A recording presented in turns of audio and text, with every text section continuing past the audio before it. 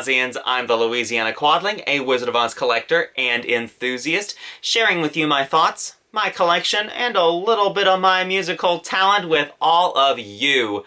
And welcome to my channel. Today, we are talking about the latest issue of the Baum Bugle. Now, what is the Baum Bugle, might you be asking? The Bugle is a magazine printed by the International Wizard of Oz Club. And if you are not a member of the International Wizard of Oz Club, I provide a link down below to their website. If you'd like to join, we'd love to have you.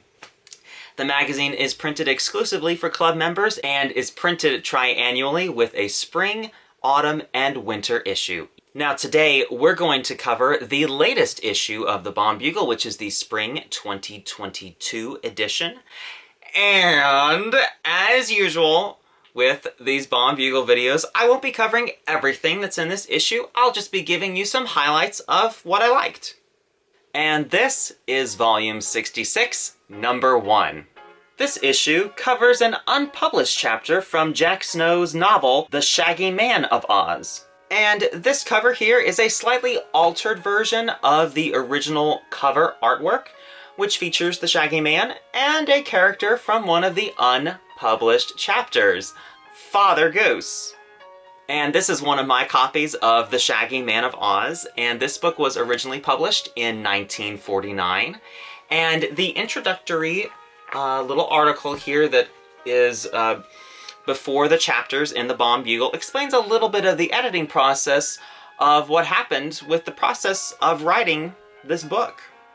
Riley and Lee's editor, Elizabeth Stewart, was unhappy with Snow's first 8 chapters and told him in a letter that the book should start with the events in chapter 9, and that, alas, I'm afraid it will entail tossing out a lot of what you have already written.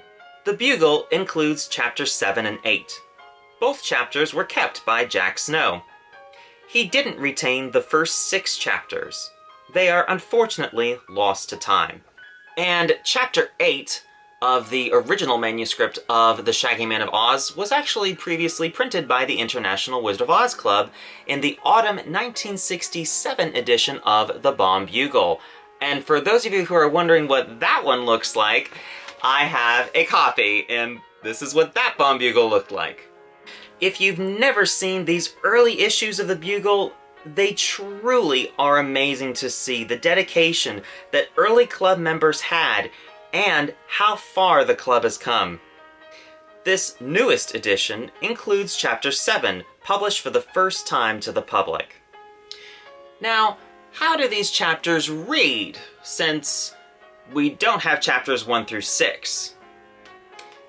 Well, I know this reference is probably gonna go right over most of your heads, but it's a lot like watching orphaned episodes from 60s Doctor Who. For those of you who don't know, not all of the original episodes from the TV series Doctor Who exists today. There are a lot of cases, in fact 2 whole seasons, where there are more missing episodes than existing episodes. So to actually view those episodes, you just have no idea what happened before, and you unfortunately are never going to see, in a lot of cases, the conclusion to what you just witnessed. And that's a lot like how these chapters read. It's a fascinating look at how the book might have been, because everything here isn't in the finished book. My next highlight in here is the first part of a series of articles that will be coming out looking at Wizard of Oz board games. The article first covers early board games, and then discusses the most typical type of game that most Oz games are based on, which is called the racing game. It's a game that's goal is to get back to the home space by either rolling a dice or by some other means. The first Wizard of Oz board game was The Wonderful Game of Oz. And if you're interested in seeing an in-depth look at least the 1939 edition of that game, since that's the only one that I have, I covered that previously on the channel in another video, and that video will be linked down below. This article here goes into a little bit of details on The Wonderful Game of Oz, but doesn't get too specific as far as the editions and things like that. Now, the Bugle previously had a really great article that covered all the different editions of The Wonderful Game of Oz, and that was in the spring 2018 issue of the Baum Bugle. Now, the really great part for those of you who missed out on this issue is the article, at least from this issue that covers The Wonderful Game of Oz, is now available on the Oz Club's website. And yes, I provided a link down below to that as well.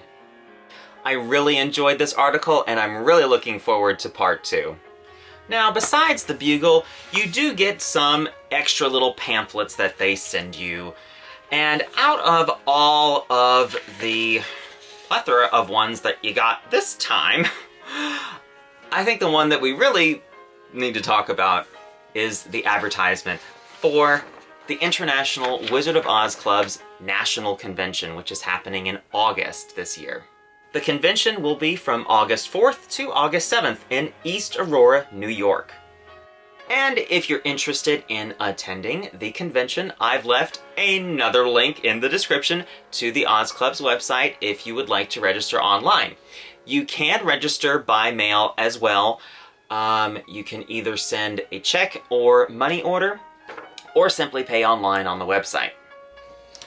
And if you're interested in going and possibly meeting up with me, unfortunately, I will not be there this year. At the beginning of the year, I really wasn't thinking that the convention was going to happen because of something going on in the world, you know, COVID.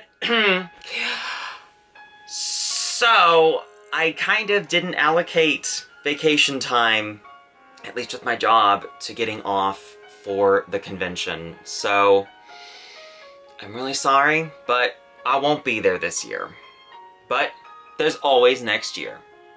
And that was just a sampling of the greatness that came from this latest issue of the Baum Bugle. And if you're interested in getting the Baum Bugle, please follow the link in the description to ozclub.org and join the International Wizard of Oz Club. And if you liked that video, please give it a thumbs up, comment down below, and subscribe. New videos are posted every 2 weeks on the 15th and last day of each month. And if that doesn't satisfy your appetite for Oz, follow the link in the description to ozclub.org and join the International Wizard of Oz Club. Until next time, bye y'all.